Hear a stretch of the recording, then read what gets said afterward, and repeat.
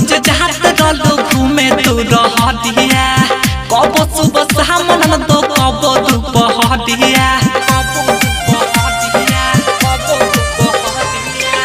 रोज रोज जात रहलो घूमे तू रहतिया कब सुबह शाम न तो कब दोपहरिया इज्जत रखलू ना मुड़िया कहा शादी कह के ननदो हमारा से बहकावना यादवा के दिहला खिलावाना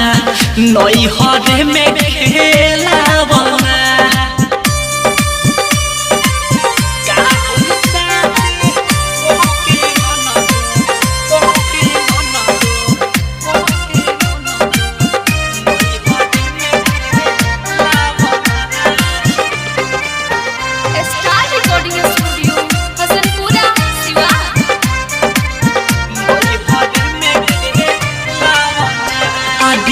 कबेर धरैलू इज्जत गवाहिलू जवाना के डर रहे उहे काम कैलू चढ़ल जवानी तोहर रहे गगराइल कावना से चुपे चोरी नजरी लड़ाइलू कोई बेर धरैलू इज्जत गवाहिलू जवाना के डर रहे उहे काम कैलू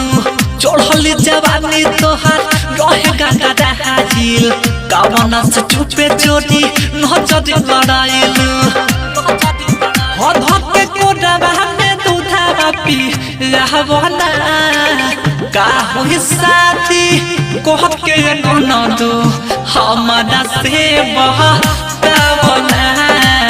यादवा के दिहला खिलावाना नई हरे में खेलावना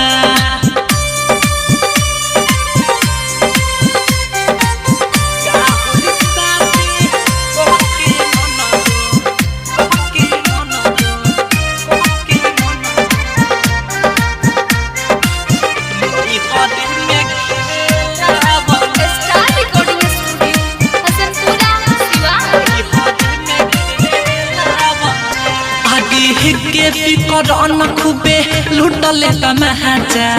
आशी कभी से कतो हे दे दिल साजा शिव कुमार पप्पू परदीप प्रेमी के तू ही बनौले रहलू दिलवा के राजा आए हाय के करन खूबे लुटले महाजा आशी कभी से कतो हे दे दिल साजा शिव कुमार पप्पू परदीप प्रेमी के तू ही बनौले रहलू दिलवा के राजा दाया संगे तू खटिया ही लावना का होई शादी कह के ननदो हमारा से बहकावना यादवा के दिहला खिलावाना नई हरे में खेलावना।